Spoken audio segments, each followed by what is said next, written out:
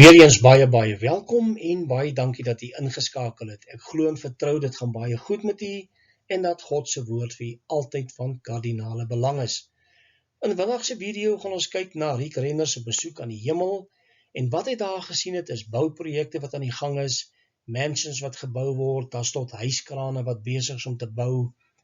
En nou Jesus het in Johannes 14:2 gesê, ek gaan om vir julle plek te berei, maar die belangrike vraag is, wat het hy gaan voorberei vir ons?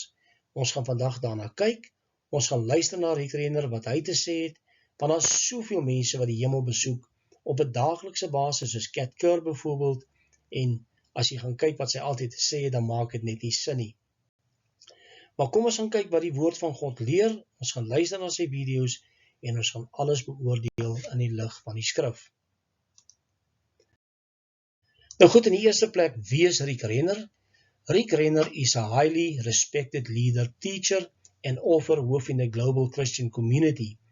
Rick ministered widely throughout the United States for many years before answering God's call in 1991 to move his family to the former Soviet Union and plunge into the heart of its newly emerging church. Nou, hy is 'n baie bekende figuur, baie populêr in die charismatiese beweging, die Word of Faith movement, en die belangrike vraag is, met wie vermeng Rick Renner hom? Niemand anders nie as Kenneth Copeland, wat 'n valse profeet en 'n valse leraar is 'n man wat by geleerdheid gesê het, dat God is the biggest failure in the Bible. U kan daarna gaan luister, dis wyd en suid op YouTube, en dis vir my klaar 'n rooi vlaggie. Nou, Rick Renner skryf ook boeke, soos die een, die Apostles and the Prophets, the roles in the past, present and last day church. Die belangrike vraag is, bestaan daar werklik vandag apostels en profete soos in die woord van God? En die antwoord is duidelik baie nee. Maar daar's baie van hulle wat hulle self aanstel as apostels en profete, en jy kan maar net gaan kyk na hulle werke, na die dwalinge wat hulle verkondig, dan is dit klaar vir ons 'n rooi vlaggie. Kom ons gaan kyk wat sê die woord van die Here in Johannes 14:2. Jesus aan die woord, hy sê, laat julle hart nie ontstel word nie, glo in God, glo ook in my. In die huis van my Vader is daar baie wonings. As dit nie so was nie, sou ek het vir julle gesê het, ek gaan om vir julle plek te berei. En as ek gegaan het om vir julle plek te berei, kom ek weer en sê julle na my toe neem, sodat julle kan wees waar ek is. Luister mooi wat sê die eerste gedeelte. In my Vader se huis is daar baie wonings. Nou as daar reeds baie wonings is, wat het Jesus gaan voorberei? Dis die belangrike vraag, en ons gaan in hierdie video dit beantwoord. Goed, Rick Renner se besoek aan die hemel, en daar is soveel wat ook hierdie besoek gedoen het, en hulle het ook gesien, daar's mansions wat in die hemel vir hulle gebou word. Sommige van hierdie mense glo, hulle het eie mansion gesien, dit wat God vir hulle spesifiek en persoonlik gebou het.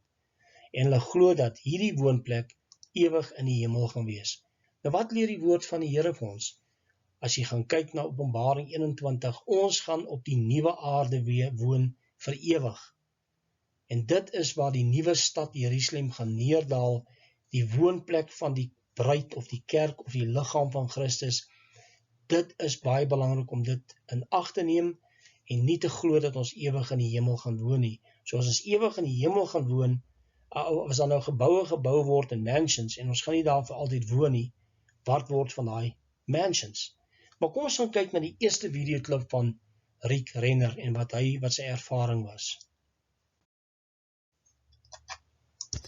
But about 2 years passed, and one night Denise and I went to bed just like we do every night, but during the night, something happened. I found myself in heaven. Now, you know, the Apostle Paul wrote that he went to heaven, and he said in 2 Corinthians chapter 12, whether I went there physically or whether I went there in the Spirit, I really can't figure it out, but I know that I went there. Well, I have to say, that was also my experience. I just know that I was there. Now, maybe I was laying in my bed, maybe it was just a spiritual experience, I don't know, but I was there. And I found myself literally descending into heaven from above. And when I came in, I could see a panoramic view of heaven, and I was shocked by what I saw. Nou ja, voordat ons gesels oor wat Rick Renner beskryf het, hoe hy in die hemel aangekom het, wil die mens altyd maar vra, wie wys vir hierdie mense, baie van hierdie mense wat glo, hulle het in die hemel aangekom, is dit nie maar Satan wat die engel van lig is, wat soms vir hierdie mense gesigte, visioene en goed wys, asof die hemel is nie. Maar kom ons gaan kyk wat sê Rick Renner. Hy sê, hy het 'n ervaring gehad, hy het geweet, hy het in die hemel aangekom, soos wat Paulus het beskryf het in 2 Korintiërs 12, en of het in die liggaam of in die gees was, hy weet dit nie, maar al wat hy weet, hy was daar. Maar ons gaan nou kyk hoekom dit nie sin maak, en hoekom ek glo hy glad nie daar was nie. Hy sê dat hy neergedaal het op die hemel af, hy het afgekom van bo af, en wat hy gesien het, het hom baie geskok. Nou kom ons gaan kyk, wat het hom geskok? Denise, I've never told this. It was enormous. There were building projects. There were cranes. I mean, so much activity, preparing. And then after a little while, I found myself on a stairwell walking with a woman that I had gone to church with when I was a young man. She was older than me, of course. She had already died and gone to heaven. And she was kind of my guide. She was showing me around heaven. And she took me into a room. And there in that room were a whole bunch of the people from the church where I grew up. And I said, why are they all together? She said, oh, Ricky, she said, you never lose your relationships. She said, you have all your same relationships when you get to heaven. And they were just fellowshipping, having the social time of their life. And then she looked at me and she said, Rick, we've got books up here. And she showed me this massive bookshelf. And she said, all the books that we never took time to read, they're all here. And she said, Rick, your books are here. Did you know your books are up here? I was just amazed. This was such a real experience. Nou ja, kom ons gaan kyk. Hy sê het mansions gesien, bouprojekte, huiskrane en die bouery was aan die gang. Nou wil ek 'n belangrike vraag vra. Al die miljoene Christene wat gesterf het, waar woon hulle, waar het hulle gewoon, as Jesus nog besig is met projekte? Het 'n mens nodig om te slaap as jy daar is? Jy's tog in 'n siele-liggaam daar, in jou geestelike liggaam. En dis vrae wat vir my so 'n bietjie vraagtekens laat ontstaan. Hoe sien hy hierdie goed? Huiskrane, het God nodig dat huiskrane moet werk, soos dat ons vandag huiskrane gebruik as ons 'n bouprojek aanpak? Ek dink nie so nie. God is tog almagtig. Hy kan 'n woord spreek en die goed kom tot stand.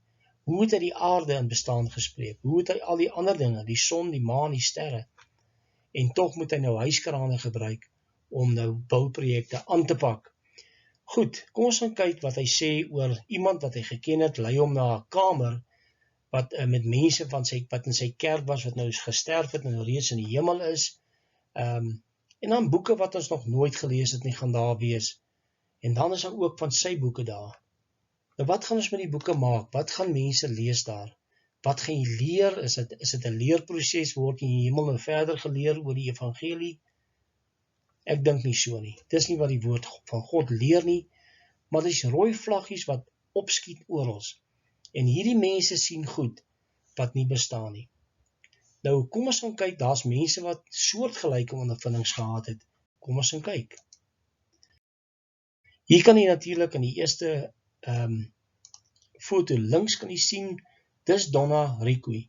En Ricky sê dat sy hierdie building mansion in heaven gesien, en hierdie vrou natuurlik het millions of mansions gesien wat daar in die hemel is. Die vraag steeds is, as ons nie vir ewig in die hemel gaan bly nie, wat gaan daardie mansions beteken? Wie gaan in daardie mansions bly? Gaan jy daar slaap en eet? Dit is rooi vlaggies wat opskiet, en ek glo met my hele hart dat waarvan Jesus gepraat het, gaan ons nou kyk, is die nuwe Jerusalem wat hy voorberei. Goed, Jesus hier saam met sy disippels, en in die agtergrond kan jy baie duidelik sien, is die stad, die nuwe stad Jerusalem. Het Jesus gepraat van die nuwe Jerusalem waarskynlik? Absoluut. Gelowiges gaan vir ewig op die nuwe aarde woon. En dis waar ons tuiste gaan wees, vir ewig op die nuwe aarde, nie in die hemel nie. So kom ons gaan lees daai skrifgedeelte. En ek, Johannes, het die heilige stad, die nuwe Jerusalem, sien neerdal van God uit die hemel, toeberei soos 'n bruid wat vir haar man versier is, Openbaring 21:2. So is dit die moontlikheid groot dat Jesus van die nuwe stad Jerusalem gepraat het, wat uit die hemel gaan neerdal op die aarde? Absoluut, daar is nie 'n ander moontlikheid nie, want ons gaan nie in die hemel woon nie. Ons gaan nie daar bly vir ewig nie. So kom ons gaan kyk na 'n paar gedagtes. Die nuwe hemel, die nuwe aarde, en die stad gaan op hierdie aarde neerdal, en wat 'n wonder gaan dit nie wees nie. Kom ons gaan kyk na 'n paar gedagtes. The Bible teaches that a new earth is a final, eternal destination for believers, a renewed version of God's creation. Die Here gaan die aarde nuut maak. Ons nuwe woonplek gaan ewig hier wees, en daarom kan dan nie mansions wees wat ons daar gaan bewoon, want ons gaan nie vir ewig in die hemel wees nie. The Holy City will come down to the new earth, signifying the permanent union of heaven and earth, while God's tabernacle is with humanity. The promise is for a place, intimacy, and permanent home in the Father's presence, the connection to the new earth. The mansions are a way of describing the eternal dwelling place that Jesus prepares, which ultimately leads to the new earth, en dit maak alles sin. So ons nuwe tuiste gaan wees op die nuwe aarde en die stad Jerusalem wat daarop gaan neerdal. Daar sê, die new earth, heavens and the new earth, our home with God forever. En dit is waar ons gaan wees op die nuwe aarde. So hoekom moet daar mansions gebou word, bouprojekte wat tans aan die gang is, huiskrane wat aan die werk is? Maak dit vir u sin? Ek dink nie so nie. Goed, kom ons sluit af. Jesus het wel vir ons plek gaan berei, maar is nie die mansions wat hierdie mense in hulle sogenaamde besoeke aan die hemel bring sien nie. Hy het vir ons gaan plek berei, en natuurlik praat ons van die nuwe stad Jerusalem, waar ons vir ewig gaan woon. Met 'n fisiese liggaam gaan ons woon in daardie stad. Ons ewige tuiste gaan nooit in die hemel wees nie. So hoekom moet daar mansions gebou word? Hoekom moet daar huiskrane aan die werk wees? Dit maak nie vir my sin nie, maar hierdie mense het dit gesien. En, maar nou ja, ons weet dat Jesus gesê het dat op die nuwe hemel en die nuwe aarde gaan hy by ons kom woon vir ewig, en die nuwe stad Jerusalem sal uit die hemel neerdal op die aarde, en dit sal die woonplek wees van gelowiges. Nou ja, tot 'n volgende keer wanneer ons weer gesels, mag die Here seën. Totsiens.